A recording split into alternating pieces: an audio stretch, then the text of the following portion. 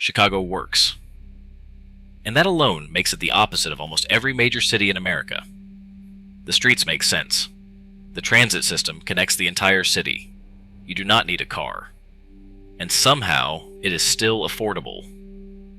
So what did Chicago do differently? To understand what sets Chicago apart, we first need to look at what is wrong with most American cities. Take a place like Atlanta or Phoenix. These cities grew primarily after World War II, during the rise of car culture and suburban sprawl. Their layout revolves entirely around automobiles. Wide highways carve through neighborhoods. Suburbs stretch for miles in every direction. Public transit is either non-existent or severely limited. Walking anywhere beyond a shopping center parking lot feels nearly impossible. The result is cities that are spread thin, traffic-choked, and completely car-dependent. Or look at Los Angeles. Despite being incredibly dense by some measures, it is fragmented into dozens of separate municipalities, each with its own zoning laws and regulations. There is no cohesive plan. No unified transit system connecting the whole region. Just an endless patchwork of suburbs, freeways, and parking lots that somehow function as a single metro area. Chicago is nothing like this. For one, the city is built on an almost perfect grid. And I don't just mean downtown. The entire city follows this system.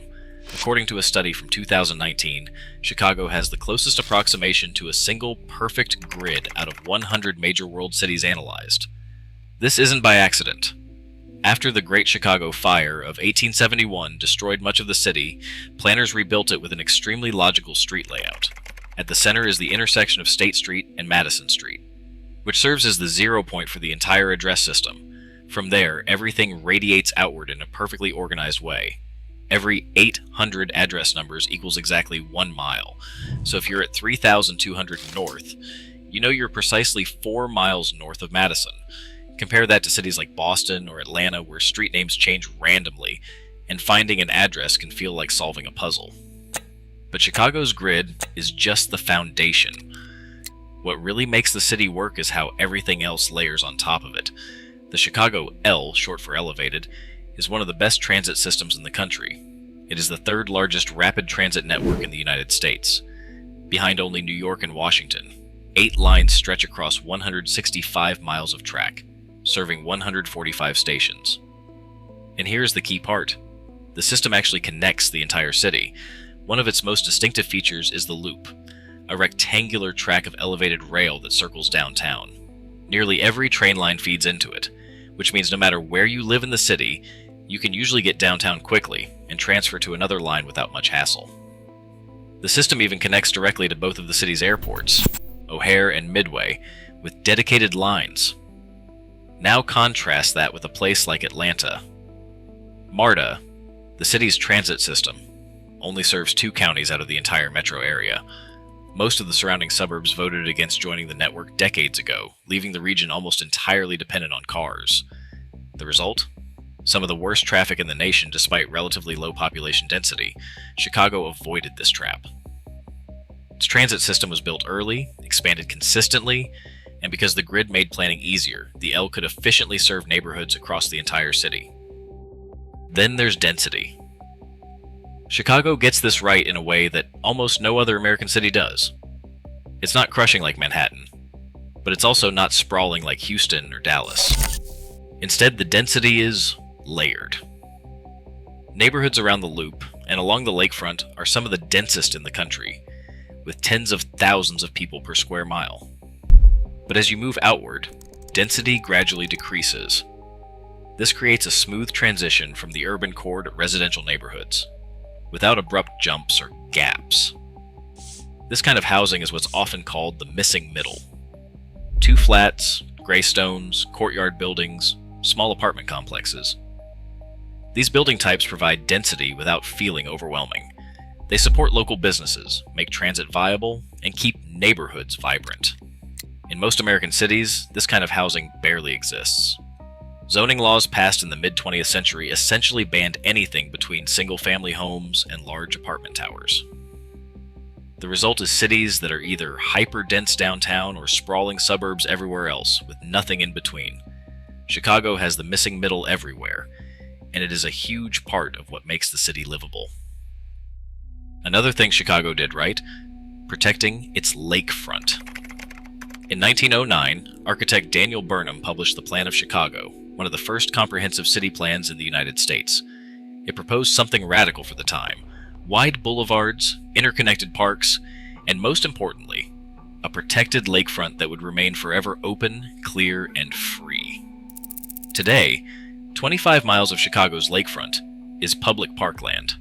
Not private condos, not industrial zones. Public space that anyone can access. Almost no other major American city can claim anything like this. On top of that, Chicago has over 600 parks spanning more than 8,800 acres distributed throughout the city. Compare that to cities like Miami or Los Angeles, where waterfronts are often privatized or blocked off by highways and development. Chicago made a deliberate choice over a century ago to keep its most valuable natural resource open to the public, and that decision continues to shape the city today. Chicago's housing market also stands out. As of mid-2025, the median home price is around $360,000. That is more than half the price of New York, and lower than cities such as Miami, Atlanta, or even Austin. Part of this affordability comes from the city's diverse housing stock. Because Chicago has so much missing middle housing, there are more entry points for buyers and renters at different income levels. This variety helps buffer the market against extreme price spikes seen in places like San Francisco and Boston. Now, Chicago isn't perfect. The city has deep issues with crime in certain neighborhoods, particularly on the south and west sides. It also faces significant fiscal challenges, including pension debt and budget shortfalls. Winters are brutal, and that drives some residents to warmer climates, and despite its relatively affordable housing, the city has been losing population in recent years as people move to faster-growing Sun Belt metropolitan areas. But when it comes to urban design, Chicago gets more right than almost any other American city. So why didn't more cities follow Chicago's example? The answer is timing. Chicago's foundational layout was established in the late 1800s and the early 1900s, before cars became dominant. The grid, the transit system, the protected lakefront, all of these decisions were made when cities were still built for people, not automobiles. By the time other American cities were experiencing their major growth, in the 1950s and the 1960s, the car was king. Highways became the priority. Suburbs sprawled outward. Public transit was abandoned or underfunded. Cities like Atlanta, Phoenix, and Dallas grew during this era, which is why they look and function so differently from Chicago. Chicago proves that cities don't have to be car-dependent sprawl. They don't have to sacrifice public space for private development, and they don't have to be overwhelmingly dense to function well, with a logical street grid, strong public transit, layered density, and protected green space. Chicago offers a model for what American cities could be. More than a century after the Plan of Chicago was published, the city still stands as one of the most livable, navigable, and well-designed places in America. Thanks for watching.